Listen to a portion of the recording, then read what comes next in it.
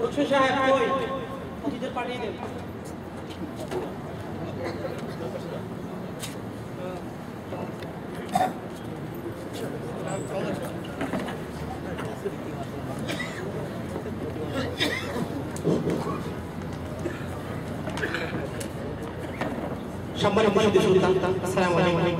যে এখানে বসে অধিক আগ্রহী হয়ে আমাদের অনুষ্ঠান দেখার জন্য টিভি সেটের সামনে এবং টিভি সেটের বাইরে যত দর্শক আমাদের অনুষ্ঠানটি দেখার জন্য অপেক্ষা করতেছেন, আমি মোহাম্মদ আলী রাশেদ আপনাদেরকে সবাইকে জানাচ্ছি প্রাণঢালা শুভেচ্ছা। সম্মানিত উপস্থিতি, আজকে আমাদের দুজন প্রবীণ রাজনীতিবিদ উপস্থিত রয়েছেন। আপনারা কষ্ট করতে পারেন আজকের এই অনুষ্ঠানে। সুপ্রিয় বন্ধুরা, আমরা এই অনুষ্ঠানটি সেট করেছি টিভি রেডিওতে, আমাদের রেডিওতে ইমেল করতে পারেন www.spring এই ইমেল নাম্বারে। সুপ্রিয় বন্ধুরা, দেখুন আজকের এই মজার টক শোতে হাসবেন না, গাল ব্যাকা করবেন না, করতালি নয়, শুধু হা হা করে তাকিয়ে থাকুন, হা হা করে আজকে আমাদের অনুষ্ঠানটি দেখুন। সুপ্রিয় বন্ধুরা, আমাদের মাঝে উপস্থিত রয়েছেন আজকের এই দুই প্রবীণ রাজনীতিবিদ, দুজন সমাজসেবক, আপনাদের সুপরিচিত, জনগণের সুপরিচিত বিশিষ্ট সমাজসেবক জনাব রঞ্জিত বাবু সাহেব, আরেকজন উপস্থিত রয়েছেন বিশিষ্ট রাজনীতিবিদ, সমাজসেবক জনাব আব্দুল্লাহ তাহের সাহেব। সুপ্রিয় সম্মানিত উপস্থিতি, যারা আমাদের অনুষ্ঠানে উপস্থিত রয়েছেন, মোবাইল নাম্বার আছে, টেলিফোন করতে পারেন 011553456 এই নাম্বারে আপনি টেলিফোন করতে পারেন। সুপ্রিয় বন্ধুরা, তাহলে চলুন আমরা আমাদের অনুষ্ঠানটিকে অগ্রযাত্রা করছি। সুপ্রিয় বন্ধুরা, দেখুন তাহলে আমাদের এই অনুষ্ঠানটি আমি প্রথমেই আজকের প্রশ্ন দিকে যাচ্ছি। আমাদের সম্মানিত সরকারি দলের পক্ষ থেকে সম্প্রতি জাতিসংঘে 140 জন নিয়ে যে সফরটা নিয়ে সমস্ত আমাদের দুলোযোগে তার মনে সৃষ্টি হয়েছে, এই ব্যাপারে আপনি একটু দর্শকের উদ্দেশ্যে কিছু বলেন। সুপ্রিয় দর্শক, ঈদের শুভেচ্ছা সবাইকে। 140 জন ডেলিগেশন নিয়ে আমরা গিয়েছিলাম। অবশ্যই আমাদের এটা বিশাল একটা অর্জন। এটা নিঃসন্দেহে বলা যায় যে বাংলাদেশে ইতিপূর্বে এত বড় দল নিয়ে জাতিসংঘে কেউ যায় নাই, এবং এটা আমি মনে করি যে একটা বড় ধরনের মাইল ফলক। অবশ্যই এটা একটা বড় ধরনের সুফল আমরা বয়ে আনছি শান্তি পুরস্কারের মাধ্যমে। আর উপস্থাপক নিশ্চয়ই জানেন যে আমাদের দলের সকল ক্ষেত্রে সফলতা বিদ্যমান, সকল কাজেই আমরা সফলতার সাক্ষ্য রেখেছি এবং প্রথম থেকে রেখে আসছি। আর সেই হিসাবে জাতিসংঘে 140 জন নিয়ে আমরা ইতিহাস সৃষ্টি করলাম যে ইতিপূর্বে এত বড় ডেলিগেশন নিয়ে কেউ কখনো যায় নাই এবং যেতে পারবেও না ইনশাআল্লাহ।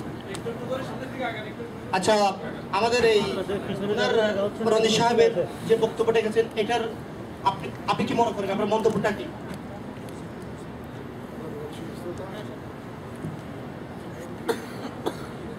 ধন্যবাদ সুধীশ্রোতা, আসসালামু আলাইকুম, সবাইকে ঈদের শুভেচ্ছা। আসলে আমাদের গ্রামের প্রচলিত একটা প্রবাদ আছে, বাই খাদিমদার কত খাবে। এখন 140 জনের মধ্যে ওনারা একজন মুদি দোকানদারও কিন্তু জাতিসংঘে মুদি দোকানদারের কোনো দরকার আছে বলেন? একটা বঙ্গবীর কাদের সিদ্দিকীর একটা দেখলাম, উনি বলতেছে প্রতিজনের পিছনে 14 লক্ষ টাকা করে মাত্র খরচ। 140 জনের পিছনে কত কোটি টাকা খরচ হয়েছে? যদি নিজের পয়সা নিত তাইলে এতজন নিজের ছেলেরাও নিত। এখানে দেশের টাকা তো নিয়ে তারপরে জাতিরে এমন সুন্দরভাবে ধোকা দিছে, সাউথ অ্যাওয়ার্ড নিয়ে আসছে। আর সাউথ অ্যাওয়ার্ড তো লিস্টে বাংলাদেশের নামই ছিল, অথচ ফোর্স দিছে ওখানে যাই একটা ক্রেস্ট, লিডারশিপ ক্রেস্ট নিচে আনি ওইটা জাতিরে ধোকা দিতেছে। আমাদের টাকা দিয়া যাইয়া আমাদের বোকা বানাতে আছে। মাশাআল্লাহ, আমি আশা করি এখানে অর্জন তো কিছু হয় নাই, বরঞ্চ আমাদের দেশের যে মান সম্মান গেছে যাওয়ার পরে ওখানে ওই বোমা আতঙ্ক চড়াইছে একবার। যে সমস্ত ঘাটতি নিয়ে গেছে, এত ঘাটতি দেখা আমেরিকার কুকুরগুলা, ওনারা তো আমাদের দেশে মাশাআল্লাহ কোরআন হাদিস দেখলে এখানে জঙ্গি বই খুঁজে, ওখানে কুকুরেরা ওনাদেরকে ওই ব্যবহার দিছে। মানে কুকুরে দেখে চিৎকার শুরু করছে, ভাবছে যে বোমা নিয়ে আইছে। তো এই জন্য অর্জন কিছু হয় নাই। আমি মনে করি যে ওনারা আমাদের জন্য এই সুনামের বদলে দুর্নামে আমাদের জন্য বই আনছে। আর দেশের টাকা তো শেষ মুহূর্তে যা পারার ওনারা মাশাআল্লাহ খরচই করবে। রঞ্জিত সাহেব হাতটা কি করতেছে, উনি কিছু বলতে চাচ্ছেন? বিরোধী দলের ষড়যন্ত্র সবসময় লেগে আসছে আমাদের বিরুদ্ধে। তারা কোনোভাবেই আমাদের শুধু ভালো জিনিস দেখেন না, তারা শুধু আমাদের মানে বাঁকা জিনিস সবসময় দেখে যাচ্ছে। এটা কখনোই কাম্য নয়। আমি মাননীয় সাংসদকে বলবো যে এভাবে বাঁকা চোখে না দেখে আপনি এভাবে দেখতে পারতেন। মুদি দোকানদারের পক্ষ থেকেও তো আমাদের একজন ডেলিগেশন গেছে, কি বলেন, জাতিসংঘে যাওয়ার মতো গৌরব অর্জন করছে। ইতিপূর্বে কেউ গেছে নাকি এভাবে? কেউ যায় না। এরপরে আসেন, উনি বলছেন যে সাউথ সাউথ পুরস্কার, এটার ভিতরটা দেখেন, বাইরেটা শুধু দেখতেছেন কেন, ভিতরে ইনশাল্লাহ গিয়ে দেখেন, অবশ্যই এটা ভালো কিছু পাবেন। আচ্ছা, আমাদের একটা এসএমএস দেখতেছি সাতকানিয়া থেকে, উনি লিখেছেন ফ্লাইওভার নিয়ে।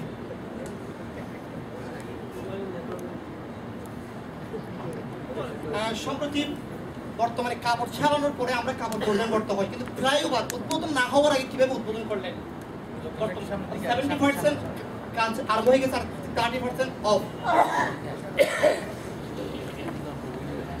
সমস্যা হচ্ছে এটা নিয়ে অনেক আলোচনা সমালোচনা চলছে, এটা আসলে গ্রহণযোগ্য না। ফ্লাইওভারের 70% কাজ শেষ হয়েছে, এটা দেখে না 30% বন্ধ আছে, এইটা দেখে দুঃখের আর সীমা রইল না।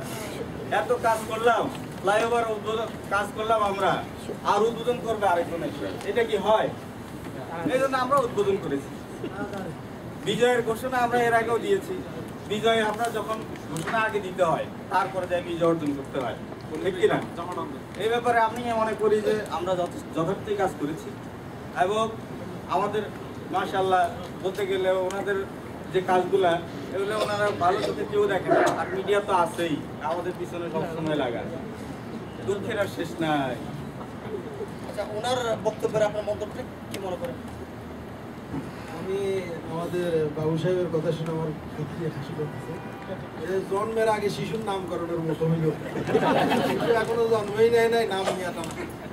আগামীতে যে ডিজিটাল শুরু হয়েছে, ফ্লাইওভার যেদিন বৃদ্ধি করছে স্থাপন হবে, সেই দিনে মনে উদ্বোধন করে কাজ আমার শেষ হতে আসলে সমস্যা কোথায়? সমস্যা হয়েছে আগামীতে আসতে চিন্তা আছে তো, কারণ এটা তো আর আগামীতে যদি এবার যদি ফল করে, বাংলাদেশ থেকে হয়তো ওনারা ওই অন্যদের নাম নিশানা মিটাতে যাইয়া ওই যে খাত করছে কার জন্য, তোর জন্যই, ওনারা কে জানে মিটি যায় কিনা ইতিহাস থেকে, এই ভয়ে আগে ভাগে এগুলো উদ্বোধন করে নিতেছে। তাই না মাননীয় মন্ত্রী? মাননীয় সাংসদের কথা শুনে আসলে খুব আনন্দিত হইলাম। একদিকে ওনারা চিন্তা করেন যে আমাদেরকে হঠাৎ বুঝি ওনারা নিজেরা এসে বসে যাবেন, সেই সুযোগ কি জনগণ দিবে ওনাদেরকে? জনগণ আছে আমাদের পক্ষে।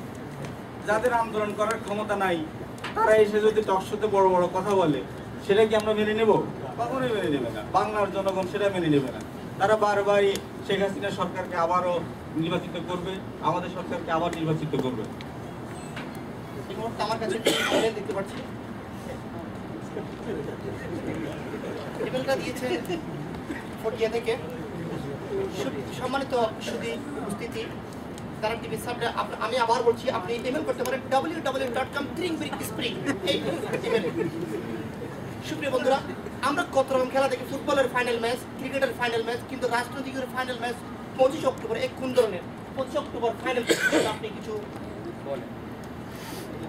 ফাইনাল ম্যাচ তো শুরু করছিল বিরোধী দল, ভাবছে যে জনগণ বুঝে তাদেরকে চ্যাংদোলা করে কোনো রকম নিয়ে বসাই দিবে, কিন্তু বিধি বাম, ওনারা চিন্তা করে বুঝে ফাইনাল খেলা দিয়েই ওনারা ক্ষমতা দখল করে বসে যাবে। এই আশার কারণেই আমরা আসলে ফাইনাল খেলার ব্যাপারটা মাথায় নিয়ে আসছি। আর এই কারণে ফাইনাল খেলা ওনারা যখন শুরু করবেন, তখন গোলটা আমরা দেওয়ার চেষ্টা আছে। এই কারণে আমরা ফাইনাল খেলার ব্যাপারটা মাথায় রেখেছি। তো বিরোধী দলের নেতা কর্মীরা চিন্তা করেন যে আন্দোলন করে বুঝি জনগণ ওনাদের ভোট একবারে কাছে সব ওনাদের হাতে দিয়ে দিবে, কিন্তু না, দুঃখ, ওনাদের আসলে হাউতাসের দিকে তাকাইলে হয় যে এক নেতা বলে গেছে দা ভোটি ছুরি কাস্তে বলে কি জানি কি সব লইয়া বলে নামার জন্য। এটা কি মুক্তিযুদ্ধ? এটা কি সেই দিনে আছে? এখন দিন বদলাইছে। একটু সামনের দিকে সচেতন হন। যে আপনি সচেতনের বিষয় নিয়ে এবং ওনার বক্তব্য শুনছেন, এই বিষয় নিয়ে আপনি কি মনে করেন? আমি ওনার খেলার কথা শুনে আমার 28 অক্টোবরের কথা মনে পড়েছে। ওনারা ওই দিন ওই নিরীহ কিছু লোককে পাইয়া খুব সুন্দর খেলাছে, লাশের উপরে পর্যন্ত ওনারা ওই যে কিছু খেলোয়াড় আছে আগে ওই খেলার গোল হইলে পরে মানে এমন আনন্দিত হইতো যে ওরা গায়ের কাপড়ে খুলে ফেলে। তো এই জন্য পরে ওইটার উপর নিষেধাজ্ঞা কিছু ওনারা এমনভাবে কিছু নিরীহ মানুষে মারি গাছের উপরে নর্তন করতেন তো আলহামদুলিল্লাহ এইবারকার সচেতন আছে বিরোধী দল এবার এই জন্য আগেই ডিক্লেয়ার করছে যে খেলা কিন্তু এক পক্ষে যেন এক সিটিয়া খেলা না হয় এই জন্য ওই কিছু দেশীয় অস্ত্র আর কি ওনারা তো ডিজিটাল অস্ত্র মাশাআল্লাহ পার্শ্ববর্তী রাষ্ট্র থেকে এবং বড় বড় সন্ত্রাসী করে ছাড়ি দিয়া মাশাআল্লাহ ওনারা পুরোপুরি প্রস্তুতি নিয়েছে যদিও জনগণের উপর আস্থা নাই ভাবছে যে ওই যে পুলিশ দিয়ে 5 বছর চ্যাঙ্গুলাই করছে পুলিশও কিন্তু এখন ওনাদের কথা আর চলে না ভয় পাইয়া গেছে কিন্তু বহু এই জন্য এখন কিন্তু আজকে সুর পাল্টাইছে দেখলাম খেলা এবার এক পক্ষ হইব না ইনশাল্লাহ এবার ব্রাজিল আর আর্জেন্টিনার মধ্যে দুই পক্ষ যেরকম পড়লে এবার শেয়ারের সোয়াশের আছে কিন্তু এবার কিন্তু আমি মনে করি ইনশাআল্লাহ খেলাটায় আগে রেজাল্ট ঘোষণা করে দিতে পারি 25 অক্টোবর আমাদের প্রতিপক্ষকে মনে হয় মাঠে পাওয়া যাবে না আমরা খালি মাঠে গোল করে চলে আসতে পারবো